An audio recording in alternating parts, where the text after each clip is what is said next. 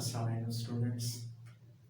Last lecture में हमने moment of inertia को स्टडी किया था और relation between torque end moment of inertia पढ़ा था। आज का हमारा टॉपिक है moment of inertia of A rigid body. ऐसी बॉडी जिसके अंदर फोर्स को अप्लाई करने के बाद डिफॉर्मेशन अकर नहीं होती, मीन के बिगाड़ नहीं पैदा होता, ऐसी बॉडी हमारे पास रिजिड बॉडी कहलाती है। रिजिड बॉडी आपके पास सिमेट्रिक भी हो सकती है और नॉन सिमेट्रिक भी हो सकती है। मैंने यहाँ पे जो बॉडी ली है वो नॉन सिमेट्रिक है, बिल्कुल ऐसे जैसे एक पत्थर होता है। नॉन सिमेट्रिक बॉडी है। बॉडी का मोमेंट ऑफ इनर्शिया हमने कैलकुलेट करना है। इस बॉडी पे को मैंने छोटे छोटे टुकड़ों में तकसीम किया हुआ है। आप डायग्राम के मुताबिक देखें, ये मैस पीस नंबर 1 है, इसका एक्सिस ऑफ रोटेशन से फासला r1 है। इसी तरह ये मैस पीस m2 है, एक्सिस ऑफ रोटेशन से फासला इसका r2 है। ये m3 है, एक्सिस ऑफ रोटेशन से फासला r3 है। इसी तरह mn है तो ये आपके पास लास्ट पीस होगा, तो एक्सिस ऑफ रोटेशन से फासला इसका mn और rn है।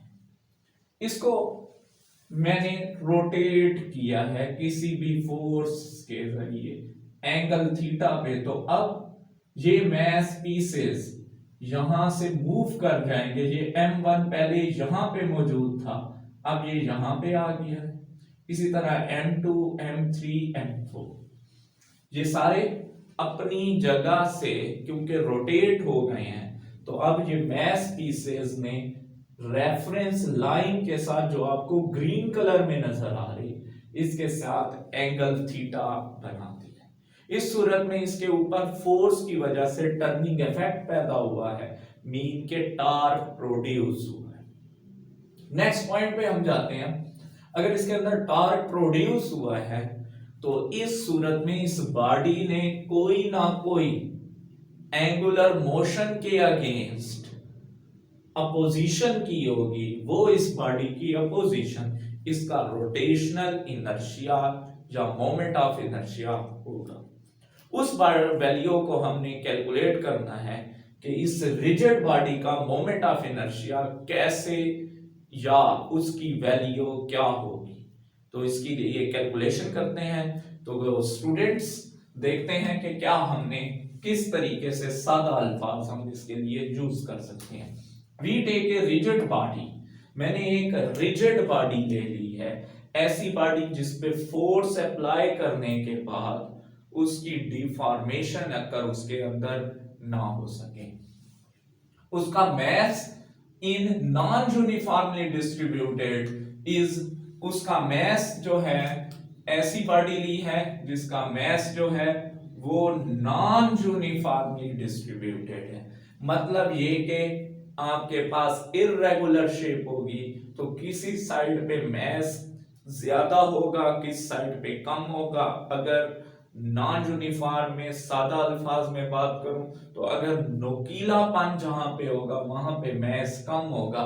इस फिगर के मुताबिक अगर आप देखें तो आपके पास ये सारा सॉलिड पोर्शन है और इस जगह पे ये मैस, अगर ये सॉलिड पोर्शन कि यहां पे कोई भी, मैं कहता हूं कि ये नोक है, पतली सी नोक, तो इसका मैस काफी कम होगा। नेक्स्ट पॉइंट पे जाते हैं। मैंने कंसीडर किया है कि बॉडी n स्मॉल पीसेस से बनी हुई है। मैस पीसेस इसके अंदर n है और वो सारे के सारे मैंने छोटे छोटे टुकड़ों में तकसीम कर लिए हैं। वो मैस पीसेस मेरे पास कौन कौन से होंगे? m1 से लेके mn तक, तो m1, m2, m3, mn, और इन सारे मैस पीसेस का डायग्राम के मुताबिक एक्सिस ऑफ रोटेशन से फासला भी जिस तरह से इनकी नंबरिंग है उसी तरह से फासला भी होगा। मिसाल के तौर पे m1 का फासला कितना होगा? r1 होगा, m2 का r2, इसी तरह चलता जाएगा सीक्वेंस और लास्ट में स्पेस का एम एन का फासला एक्सिस ऑफ रोटेशन से आर एम होगा। ये फासला अगर ये है तो इस बॉडी पे जब फोर्स अप्लाई की गई तो इस बॉडी के अंदर टॉर्क प्रोड्यूस हुआ। तो हम क्या बात करते हैं कि the body is rotating with uniform angular motion, क्योंकि एंगुलर मोशन में बॉडी की जो एक्सीलरेशन है वो हमारे पास यूनिफॉर्म है। अल्फा की वैल्यू हर मास पीस की सेम ही होगी। The torque acting on each mass piece is, क्योंकि हमारे पास टॉर्क इसके ऊपर जो एक्ट होगा हर मास पीस के ऊपर, उसके लिए आपके पास value tau is equal to m1r1 square into alpha 1 होना चाहिए।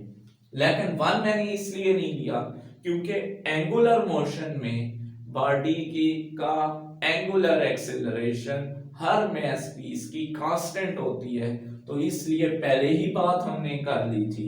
तो आपके पास value m1r1 square into alpha, ये पहले मास पीस का हो गया।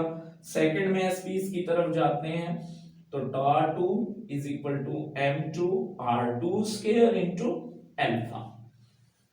थर्ड मास पीस की कैलकुलेशन भी इसी तरह से होगी।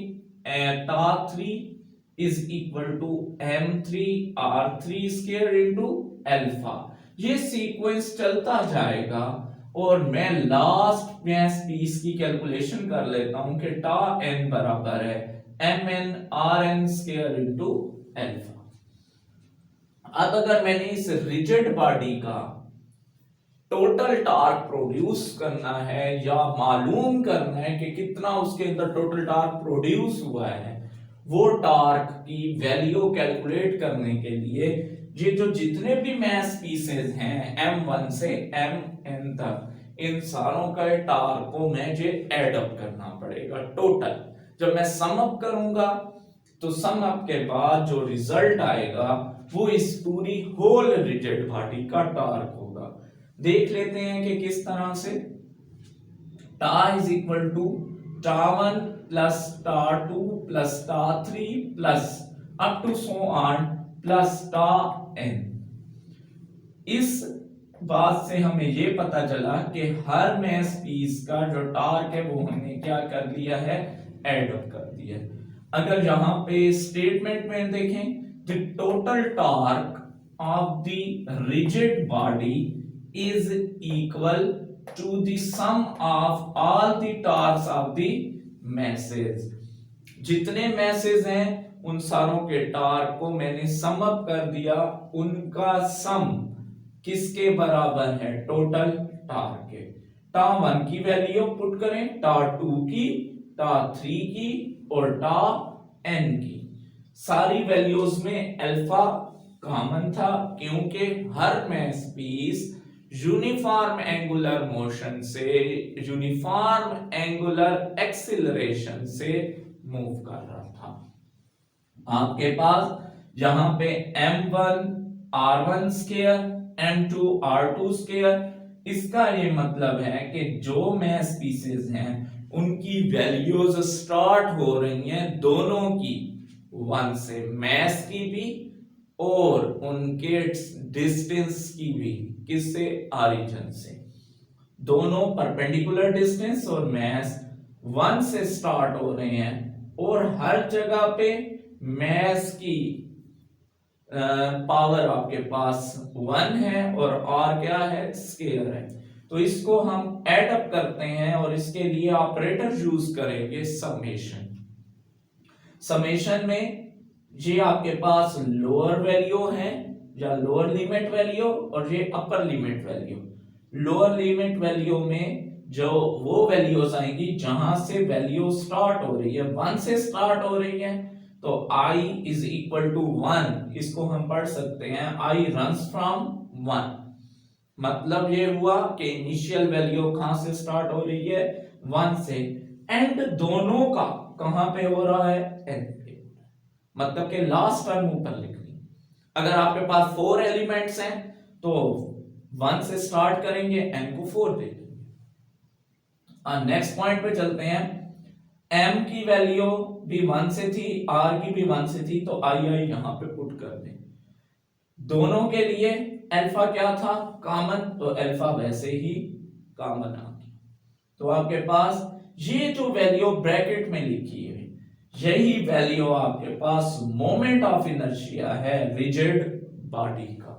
तो ये वैल्यू जो है आपके पास एमसीक्यूज में अगर आ जाए कि moment of inertia of the rigid body, वो किसके बराबर होगा, I is equal to summation I is equal to I1 upper limit n MI/RI square.